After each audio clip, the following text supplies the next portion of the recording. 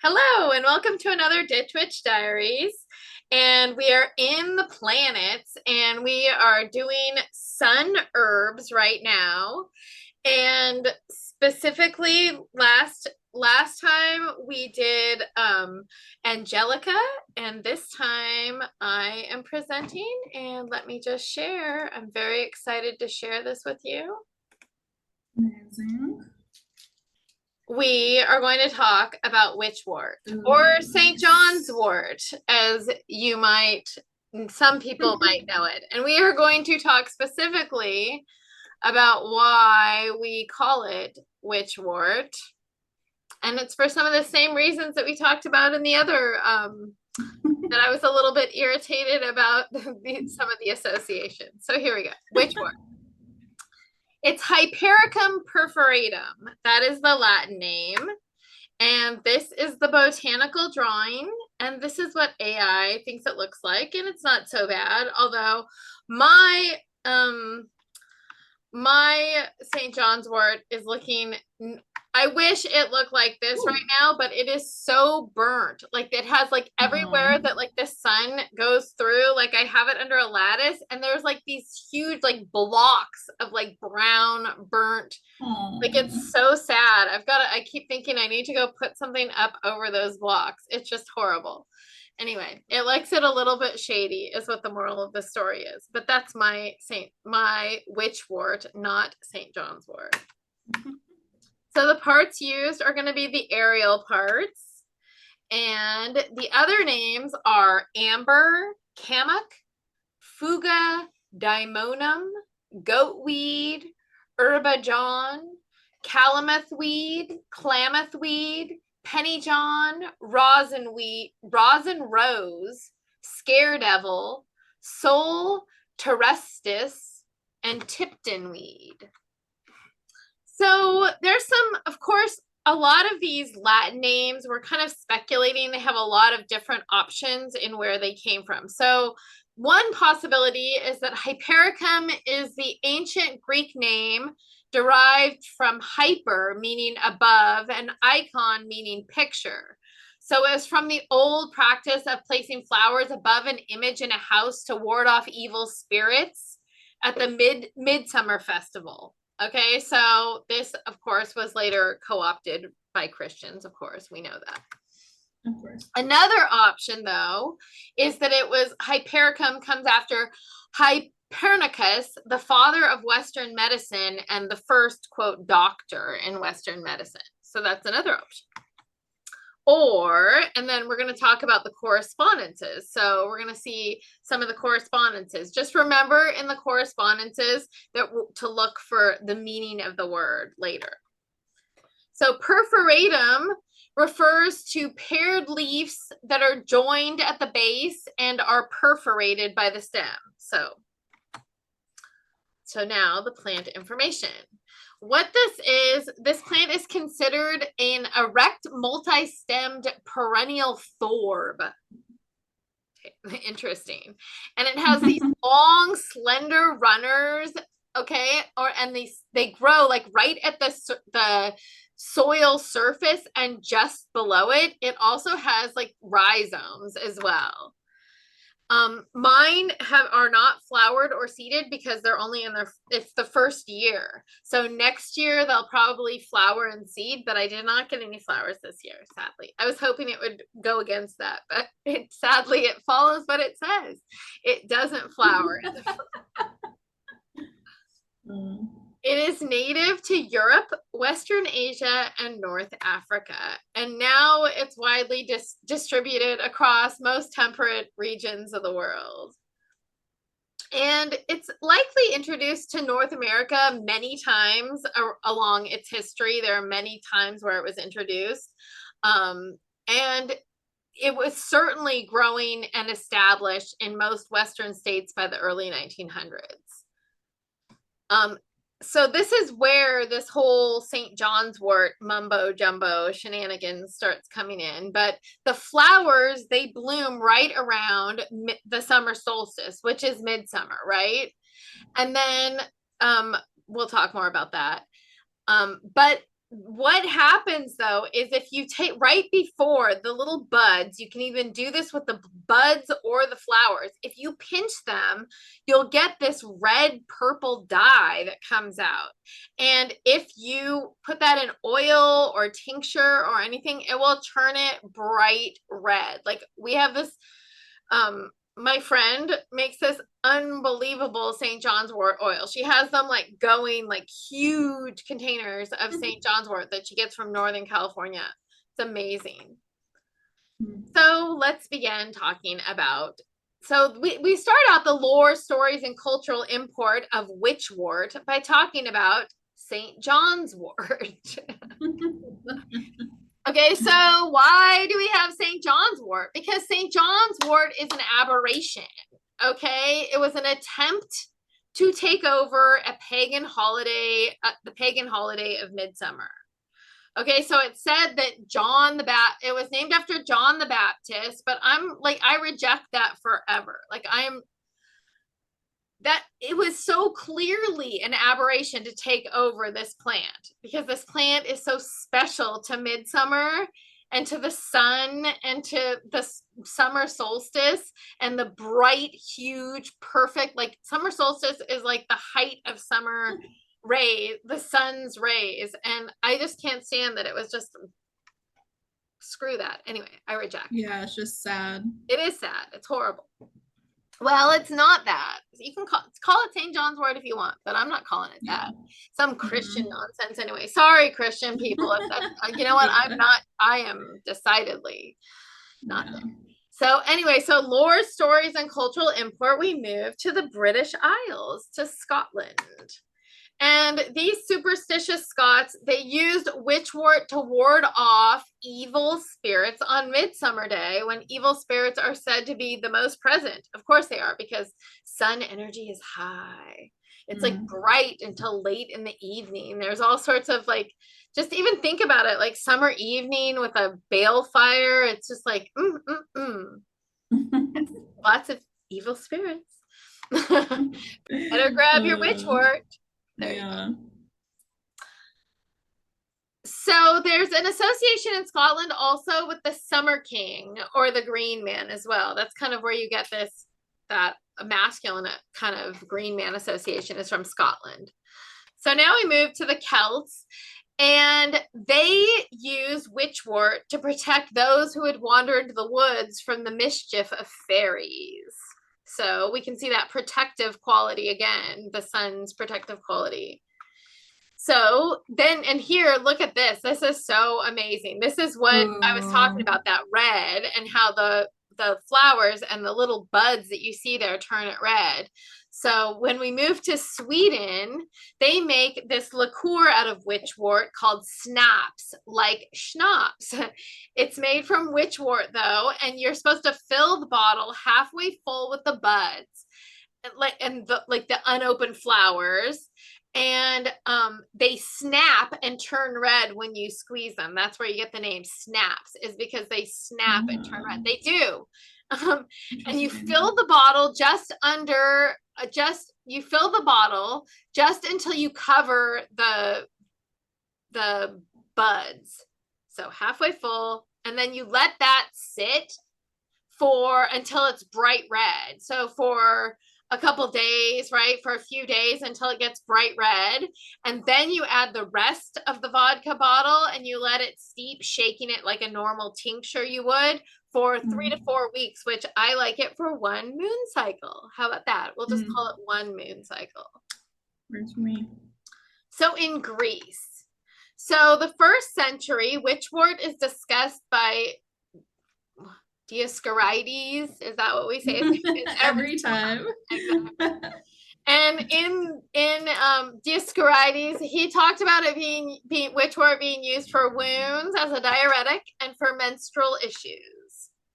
It was thought you could wave a sprig of Hypericum to ward off evil. So even then, we're using it as a protective to ward evil, and it's Hypericum. So there you go.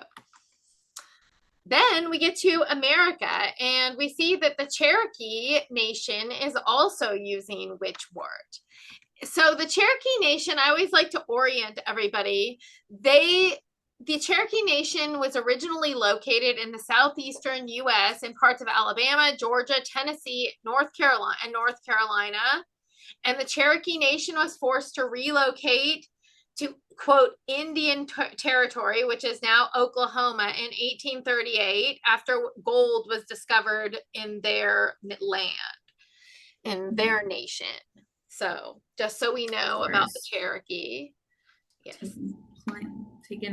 Oregon just passed a law to give more land to indigenous people out here. Woohoo! I'm for that. Excellent. Me too. So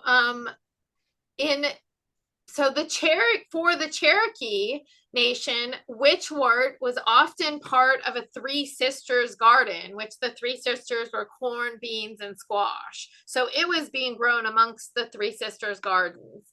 And it was used for, like, its application was for snake bites by chewing the root or swallowing a portion and applying the rest. You could drink teas for fever or bloody flux. You could bathe infants in a root tea for strength. Again, like sun. I love that. Even Cherokee, we've got some of this strength, sun energy.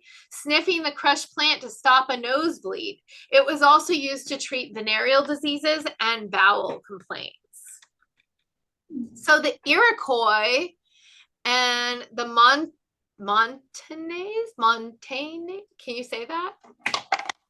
Montagnais? There you go. That's what I would say. Yeah. So the Iroquois Nation was part of Ontario and upstate New York and some sections of Pennsylvania. And the Montagnais Nation was the eastern part of Quebec and the Quebec Labrador Peninsula. So we're up in Ontario and Quebec now. And in this part in America, we were already using Witch Wort as well. So, and I put St. John's wort, but it was not. It was Witch Wort. It was Hypericum perforatum was used. In fact, you know what? That's egregious enough to change that. Okay, here we go. Was used to treat fevers, coughs, and bowel complaints. So then in Germany, okay, we move on to Germany. So girls would think of their true love. They would pick a piece in the morning of the Witch Wort, and if it wasn't wilted by evening, her chances for marriage were good. There's always so much of that. Yeah, something about love and so there's that little rhyme that I'll say. The young maid stole through the cottage door and blushed as she sought the plant of power. Thou silver glow worm, oh, lend me thy light. I must gather the mystic St. John's wort tonight, the wonderful herb whose leaf will decide if the coming year shall see me a bride. Nice. So then also, because the red juice was found when the flower was crushed, that was called witch's blood, which lends to the reason of why Witch Wort, witch's blood. And also I love when we reclaim herbs that were used against us. So it's kind of like reclaiming those negative connotations. We're reclaiming it back from the old St. John. Okay, so lore, stories, and cultural importance. We move along to England. And here's another little rhyme that we're going to repeat. So, and again, it includes St. John's wort. St. John's wort doth charm all witches away, if gathered at midnight on the saint's holy day. And devils and witches have no power to harm those that do gather the plant for a charm. Rub the lintels and post with that red juicy flower. No thunder nor tempest will then have the power to hurt or to hinder your house and bind round your neck a charm of a similar kind. So again, we see, and I take it back. I reject that. I reclaim Witch Wort. And if you want to keep out magic, witches need to keep out other people's magic sometimes. Believe me, all my wards are about protection of my magic in my space. So, but yes, anyway. So then we move on to the correspondences. The element, of course, is fire. The planet, seriously, did we have to ask? We're in the sun section. The astrological sign is Leo, which I love, bright Leo. The tarot card even is the sun. So the Sabbat that's associated with it is Midsummer and Samhain, and it is one of those double herbs like that. There's a couple of those. The chakra is the solar plexus, and the goddesses. So here's another kind of idea of where the name came from. So it's associated with Circe. Her grandfather Hyperion gave its name. So Circe, her father is Helios. So we get the sun energy, the Titan Helios. So we get all that sun energy. But it's also associated with Hecate, Medea, the Fae, and Venus. So the magical properties. Protection. Okay, so we see this again. That's like a huge one for sun, apparently. So you can put it in the window to protect from evil. Evil. Exactly. Evil. Jeez, if we only knew evil, like I am so much more worried about the evil that resides in the hearts of men than I am about any exterior evil force. Like evil. Oh my gosh. Yeah. Okay. Evil. So you can throw it in the home fire, especially at Samhain, to protect against what? Evil. Evil. So you can use it for protection against an insidious occult attack. You can use it for counter magic. That's what I'm talking. Yeah, the same thing about So binding, hex breaking, and also divination. We saw that. So pick at Midsummer, put under your pillow to dream of your love. More magical properties. Weather magic. We did see that hint at weather magic. So it's supposed to protect against lightning and storms, which is probably good because it's filled with sun energy. So it's, again, protects against thunderbolts. So more protection. Happiness and health, because vitality and warmth. It's supposed to bring happiness into the air. And also it's connected to the fae. So you're not supposed to step on it or a fae horse will come and take you away. Specifically a fae horse. So and to avoid said fate, to avoid said fae horse, what you need to do is you need to make a necklace of Witch Wort, a flower necklace. Oh. Yes. So the magical properties, more. It's for love. And we saw it specifically like that love divination and the bride thing. So that's probably where it is. And also that you pinch it and it turns red. So often things that that's passion and whatever. So power and strength, of course. Connection with blood magic because of that red. Pinch, yes. You pinch the yellow flower to reveal the blood inside. The blood. And it will turn oil or alcohol or red or purple. And it said if it doesn't bloom, someone will die. Oh. So you're supposed to burn it on a full moon. And then we get to the medical disclaimer, all the medical properties. It's an antispasmodic, an aromatic, a carminative, an expectorant, a diuretic, a diaphoretic, a pectoral, a stimulant, and a tonic. So it's got a lot of warnings. So I'll just say that up front, wait till the end because use this with great care because there are so many warnings about it, but anyway, I'm more magically inclined with it, but yeah. So, but it's used for an antidepressant. And I think that's where most people know it from is that it's really got some double-blind research to support it as well. It's better than the placebo. So, and it's as effective, it seems, as traditional medications at treating mild to moderate depression. So it's used for a seasonal affective disorder, which interestingly is sad. So if you're sad, you have seasonal affective disorder. So cute. That's really common out here. I bet it is. You guys probably are you guys should probably be like scooping this up. I need some water. Hold on. I bet it grows great up there too. Anyway. Yeah. Mm-hmm. For menopause symptoms, for the cold or flu, so for coughs, bronchitis, fever, because it's a diaphoretic. So when you want to like blow out a fever, often they'll like burn it out. And I love that burning out a fever. That's again sunny. Protection against plagues. Oh my gosh, that's so funny. I know, another kind of sun thing. I know. And use it as a chest compress for chest congestion. So also it's used for stomach issues. It's supposed to ease intestinal colic. It's good for flatulence, and it's supposed to stimulate your appetite. So if you have like anorexic situations, or like if you have other problems that cause anorexia, not like a mental, like anorexia nervosa, but there are other medical conditions that cause anorexia as a symptomology, because you're not like, even going through chemo and stuff can cause like you to be anorexic, like through no fault of your own, and you need to have your appetite stimulated.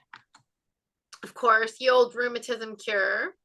So it's supposed to ease inflammation when used externally. So poultice. Oh my gosh, I remembered the name for that that compress. Remember that mustard? Oh, it's a plaster. Called a plaster. I know. I can't believe it. Okay, anyway. Yeah. So it's used. So Witch Wort is used for cystitis, urinary, because it's a urinary antiseptic, and skin parasitic. So if you use it if you have skin parasites, which freak me out, but yeah, use this. So you're supposed to make a decoction of the root for scabies or itching wounds. Ew, exactly.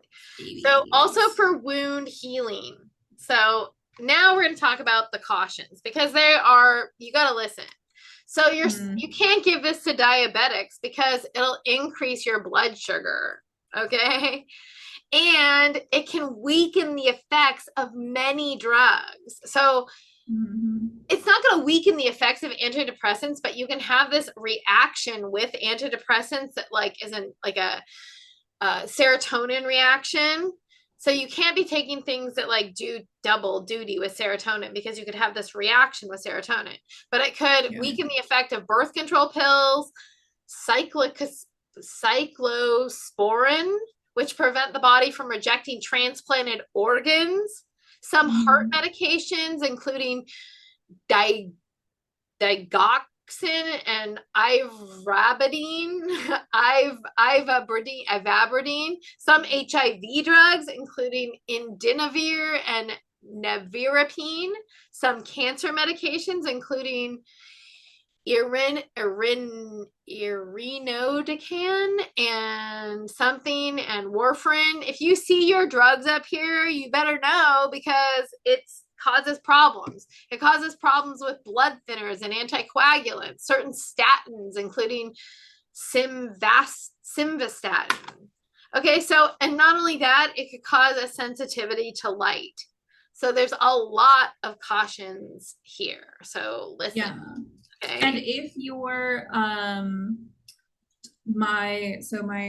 my boyfriend is a physician, and he's been trained that if he's going to prescribe medication, he has to ask them if they're taking witch's wort, and so if you are potentially even going to get on medication, I would tell your doctor about it too. There you go. Yeah. So these are my sources here, and you'll notice that I like to go to like the actual like Cherokee Nation, which is sorry. I just like to go to the source, and I like to get some interesting like National Park Service information, stuff like that. So take a picture, and let me stop sharing my screen. Hold on. Excellent. I hope you enjoyed learning about Witch Wort and why we call it Witch Wort or St. John's Wort to other people. And I will see you at the next Ditch Witch Diaries.